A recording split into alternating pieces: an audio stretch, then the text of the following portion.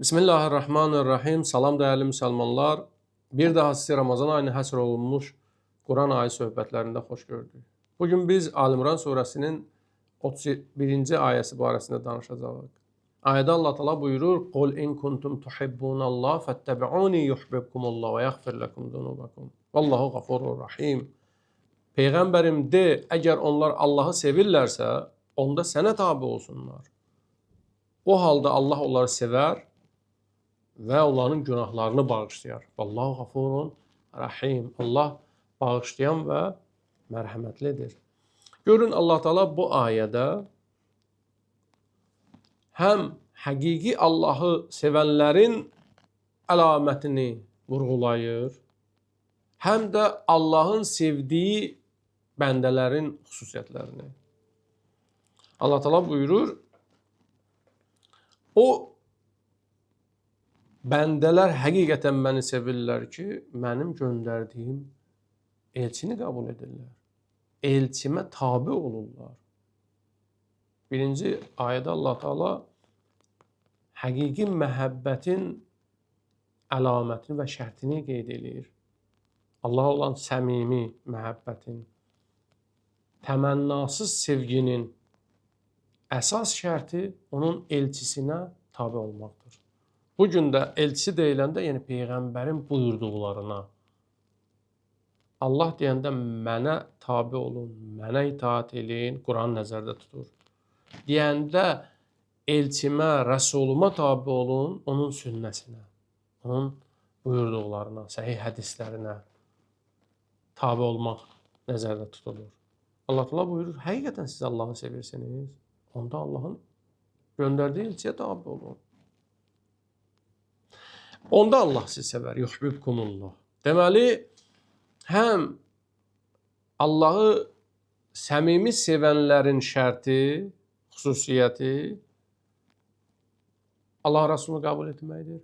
Həm də Allah o bəndəni sevir ki, o insan, o bəndə Allahın Rasuluna tabi olur. Ayədə Allah Teala məhəbbəti tabi olmaq mənasında bildirir. Yəni, əgər tabi olmaq, itaət varsa, o məhəbbət həqiqidir. Çünki insanların böyük əksəriyyətidir, biz Allahı sevirik. Bəli, bütün insanlar Allahı sevir. İnsanlar Allahın məhəbbəti ilə yoğrulublar.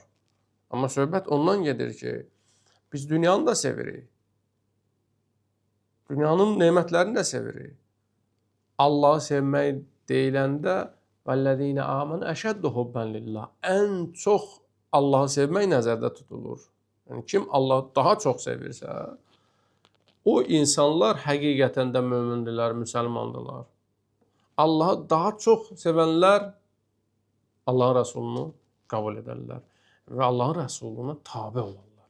Sevgi deyiləndə yəni tabi. İkinci məsələ budur ki, onda Allah onları sevər. Allah haçan müsəlmanları, möminləri sevər, Allahın Rəsulunu qəbul etsinlər.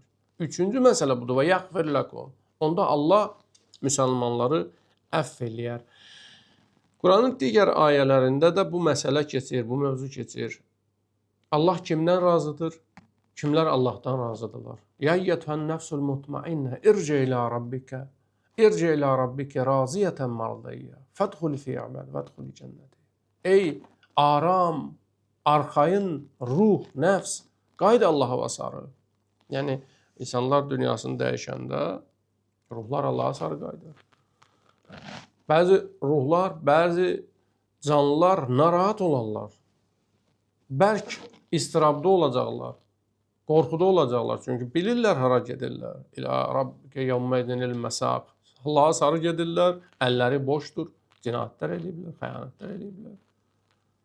Allah ayədə buyurur ki, ey aram ruh, ey arxayın nəfs, Allah'a sarı qayıt. Allah Quran-ı Kərimdə insanları kateqoriyalara bölür. Deyir, bəzi insanlar öz əmmarə nəfsinin quludular. Nəfs ki, insanı pisliyə sürüklüyür. İnsanları cinayətə aparır. Nəfsin qabağını buraxsan, insan cinayətlər eləyər. Nəfsdən şimirlər yaranır. Nəfsin sözünə qulaq asdıqca insan Şimr olur, Səddam olur, Hitler olur. Bu nəfs birdən insanı belə caniləşdirmir. Yavaş-yavaş onu qidalandıranda insan vəhşiləşir. Eyni zamanda kim ruhunu, mənəviyyatını qidalandırırsa o da salih olur. Salih insanlar da birdən yetişmirlər. Ayədə Allah Teala buyurur: "Ey aram ruh, Allaha sarı qayıt. Radiyətən mərdiyyə." Sən Allahdan razısan, Allah da səndən razıdır. Yəni əgər bir insan Allahı sevərsə, Allah da onu sevərsə, o rahat olar, o aram olar. Həm dünyada "Ellezîne âmenû Ələ bi zikrillah tətmainnul qulub." Allah buyurur. Allahı zikr eləyənlərin qəlbi rahat olur. Onlar təskinlik içində olarlar. Vüqarlı olarlar. Ciddi narahatlıqları yoxdur. Bir narahatlıqları var. O da birdən bu Allahın sevgisini, Allahın bəndəliyini əldən verər. Onlar həm Allahdan razıdırlar, həm də Allah da onlardan razıdır. Və Maidə surəsinin 54-cü ayəsində Allah Teala buyurur: "Ya eyyuhellezîne âmenû men yertedde minkum an dînihi fesevfe ya'tillâhu biqavmin yuhibbuhum ve yuhibbûnah." Dedi: "Ey müsəlmanlar, ey möminlər, ey ərəblər, əgər siz dindən dönsəniz, Allah elə bir qövm gətirər ki, Allah da onları sevir, onlar da Allahı sevirlər."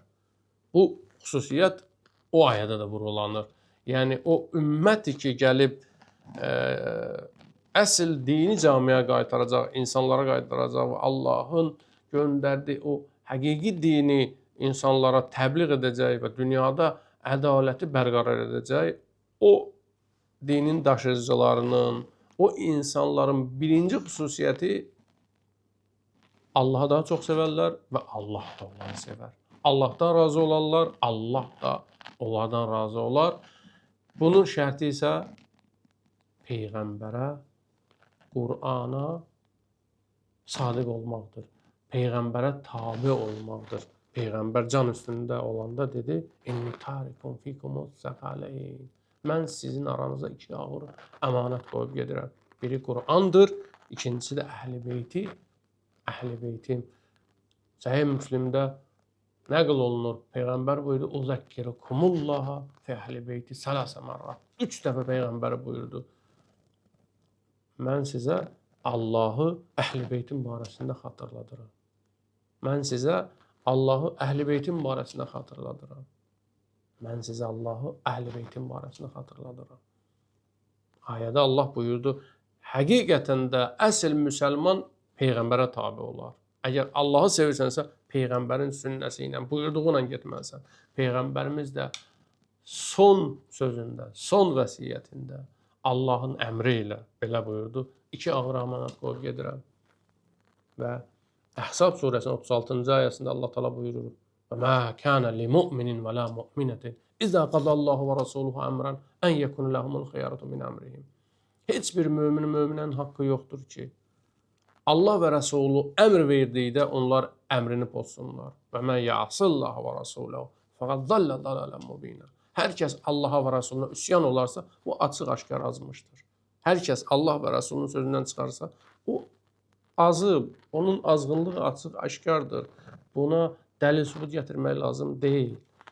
O ki deyir Allahın kitabı bizə kifayətdir. Bugün də o yolu davam edənlər vardır. Onlar açıq-aşkar azıblar.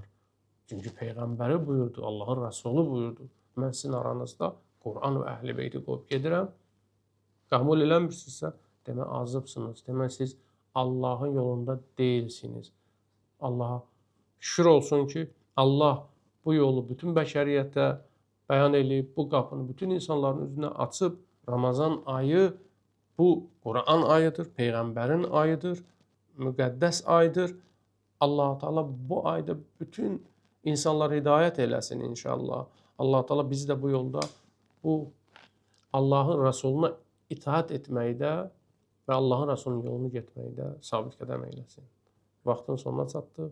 Sizi Allaha tapşırırıq. Vəssalamu aleykum və rəhmətullahi və bərəkətuhu.